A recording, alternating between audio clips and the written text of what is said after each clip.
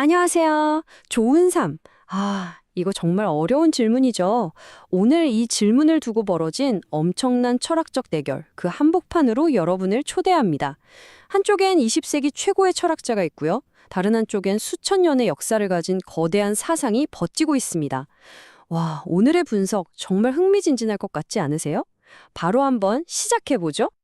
자, 여러분은 혹시 어떻게 사는 게 진짜 잘 사는 걸까? 이런 질문 한 번쯤 스스로에게 던져본 적 없으세요? 아마 다들 있으실 거예요. 이게 사실 인류의 역사상 가장 오래되고 또 가장 근본적인 질문이잖아요. 오늘 바로 이 질문에 대한 정말 완전히 다른 두 가지 대답을 한번 깊게 파고들어 보겠습니다. 자, 오늘의 철학 대결, 대진표를 한번 쫙 볼까요? 먼저 궁극적인 질문부터 던져보고요. 그리고 각 코너의 선수죠. 하이데거와 기독교 사상을 차례대로 살펴볼 겁니다. 그 다음엔 이 둘이 정면으로 꽝 부딪히는 지점을 분석하고 심판의 판정까지 들어본 다음에 마지막으로 여러분의 답은 뭘지 질문을 던지면서 마무리하도록 하겠습니다. 좋습니다. 그럼 이제 본격적으로 링 위에 한번 올라가 보죠. 이번 대결의 핵심 질문은 바로 이거예요. 과연 우리 인간의 이성, 그러니까 순수한 철학적 생각만으로 완벽한 윤리의 토대를 세우는 게 가능할까요? 아니면 우리 인간을 넘어서는 어떤 절대적인 기준, 다시 말해 신학적인 기반이 꼭 필요한 걸까요?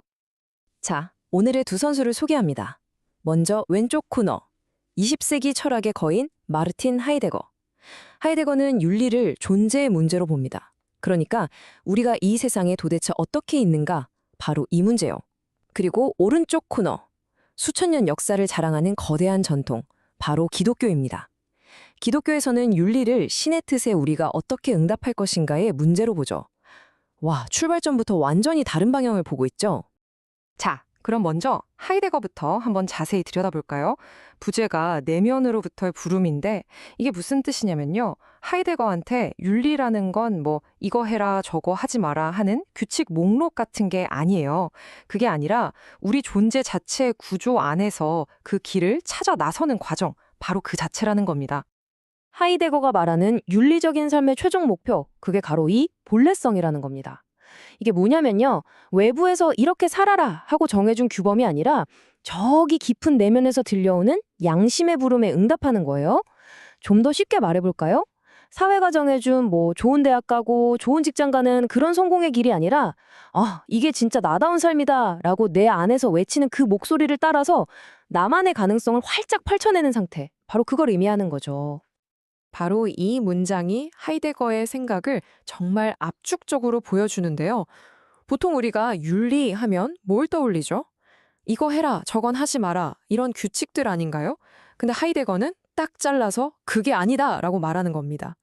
윤리적인 삶이란 건 내 안에 잠자고 있는 나만의 고유한 가능성을 향해서 그래, 나는 이렇게 살겠어 라고 딱 결단하고 온몸으로 뛰어드는 아주 능동적인 행위라는 거죠. 여기서 진짜 흥미로운 지점이 나와요. 하이데거한테 가장 비윤리적인 상태? 그러니까 제일 나쁜 건요. 우리가 생각하는 그런 나쁜 짓, 죄를 짓는 게 아니에요. 그거보다 훨씬 더 심각한 게 있습니다. 그게 뭐냐면 마치 컨베이어 벨트 위에 놓인 인형처럼 그냥 남들이 사는 대로 아무 생각 없이 따라가면서 나는 도대체 왜 사는가? 이 질문 자체를 까맣게 잊어버리는 상태. 하이데거는 이걸 존재 망각이라고 불렀는데 바로 이게 진짜 윤리적 실패라는 겁니다. 무섭죠? 자, 이제 링 반대편 코너로 한번 가보시죠. 기독교의 하늘로부터의 법입니다. 하이데거가 계속해서 내면의 소리에 집중했다면 기독교 윤리는 정반대예요.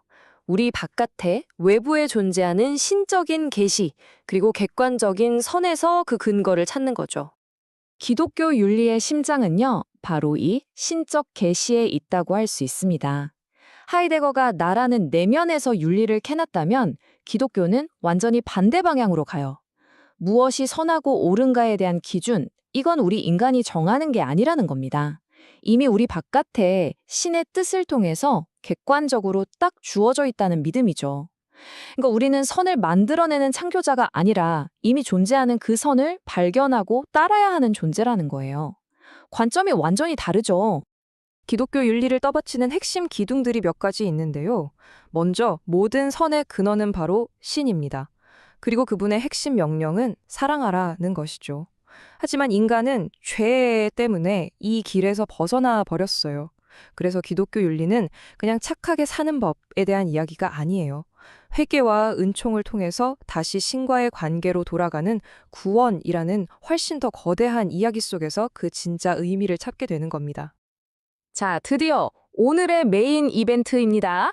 이 두 세계관이 구체적으로 어떻게 다른지 이제 정면으로 한번 비교해보면서 그 충돌 지점을 샅샅이 살펴보겠습니다. 정말 기대되지 않으세요?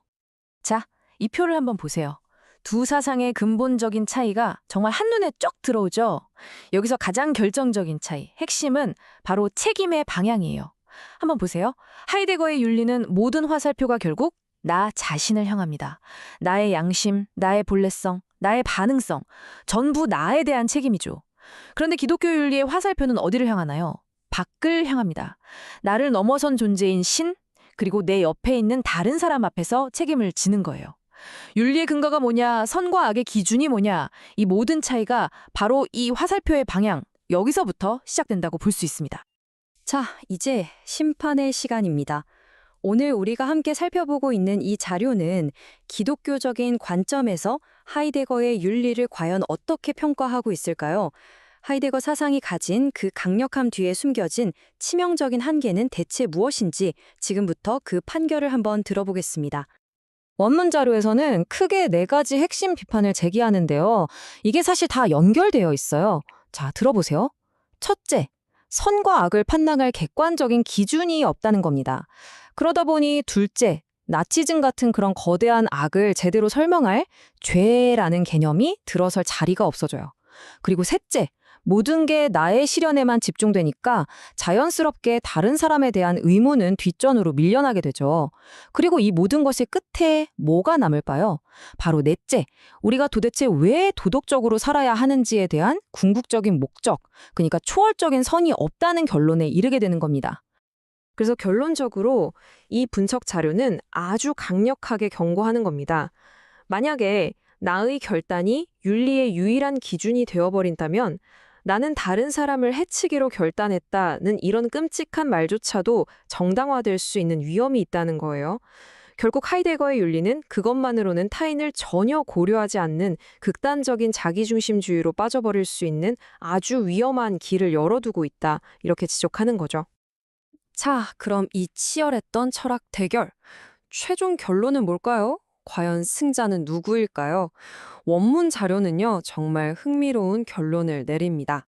원문 자료의 최종 판정은요, 누구 한쪽의 KO 승이 아니에요. 오히려 의외의 악수랄까요? 결론은 대체가 아니라 보완이라는 겁니다. 이게 무슨 말이냐면 비유를 한번 들어볼게요.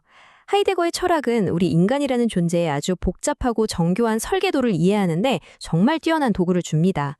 그런데 문제는 그 설계도만으로는 그래서 어떤 집을 지어야 하는데 라는 목적 자체를 알려주지는 못한다는 거예요.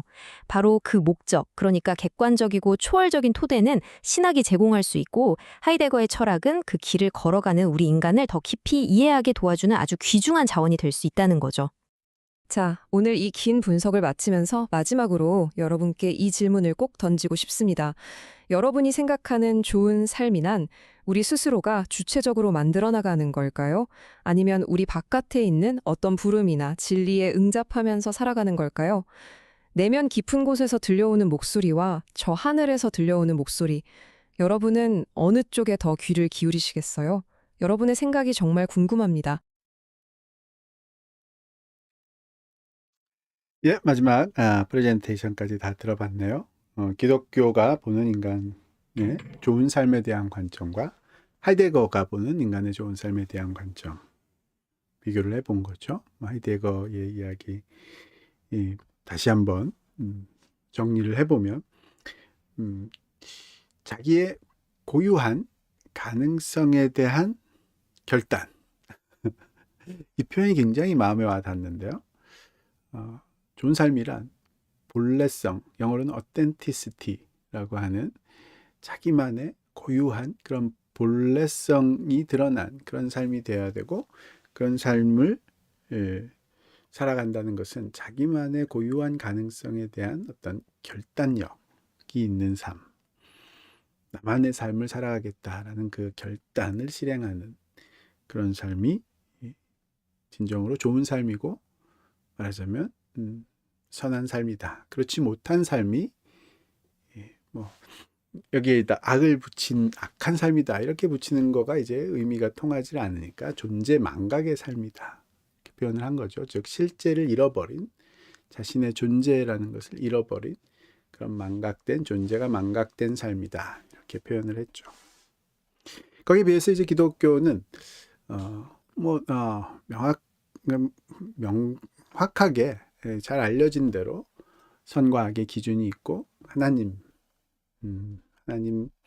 그분이 이 선악의 기준이고, 그 하나님의 본성이 선이시고, 그 하나님의 뜻이 드러난 것이 하나님이 우리에게 주신 계시여서, 또 우리 안에 그 하나님과 하나님의 계시를 이해하고 하나님의 본성인 선을 파악해낼 수 있는 그런 이성적인 능력이 들어있다. 즉 하나님의 형상으로 우리가 지음을 받았다라고 생각을 하는데, 인간이 지은 죄로 인해서 그 능력들이 굉장히 망가져 있기 때문에 하나님의 은총, 하나님의 은혜를 통해서 회복되는 그런 구원을 통해서만이 진정한 좋은 삶을 살아갈 수 있다, 이런 뜻인 거죠. 잘 알려져 있는 이야기라 또 여러 번 설명하는 것도 의미가 있겠죠. 설명할 수 있을 거라고 보여지고요. 어쨌든 지금은 그 둘을 비교해 보는 데 있어서 기독교에서 보는 하이데거의 진정성 있는 삶이라는 것은 기독교가 믿는 그런 객관적 선에 대한 기준이 부족할 수밖에 없고, 그래서 이제 그 객관적 선이라는 초월적인 신의 속성으로서의 그 선을 이해하지 못하는 그런 면, 그래서 자기 나름대로의 삶의 기준을 스스로 세우려고 하지만, 모두가 자신의 기준을 세운다면, 또 스스로 선한 모습을 정한다면 선이라는 것이 의미가 없어지는 그런 상황이 되겠죠. 그렇게 되다 보면 진정으로 죄라는 것이 얼마나 잔혹하고 폭력적이고 사람을 고통으로 몰아넣는지, 그 잔혹성에 대한 감각이 무뎌지고 떨어지는, 죄를 폄하하는 그런 결과를 갖게 될 테고요. 그 주관성이라는 것이 꼭 좋은 면으로만 쓰여질 것이다 라는 그런 확신을 가질 수가 없는 거죠. 잘 들어보면 하이데거의 삶은, 좋은 삶이라는 것은 철저히 주관적인 그런 자기만의 진정성 있는 그런 삶이 좋은 삶이다 라고 하는 거니까, 그 자체가 불가능한 이야기를 하고 있지 않나, 그렇게 지적할 수 있다고 보여지네요. 네, 기독교 물론 이제 많은 사람들이 이런 기독교의 평가, 기독교의 관점을 이제 고리타분하고 답답하게 느끼시는 분들이 많이 있지만, 그래서 하이데거의 이야기들이 굉장히 인기를 얻게 되는 것 같기는 하지만, 그것이 정말로 우리 삶을 좋게 하느냐, 거기에 대해서는 이제 전혀 다른 관점으로 평가할 수밖에 없겠죠. 이 부분이 좀 잘 드러나고 사람들에게 전달이 되는 그런 때가 왔으면 좋겠네요. 네, 여기까지 마지막 프레젠테이션까지 다 들어봤네요.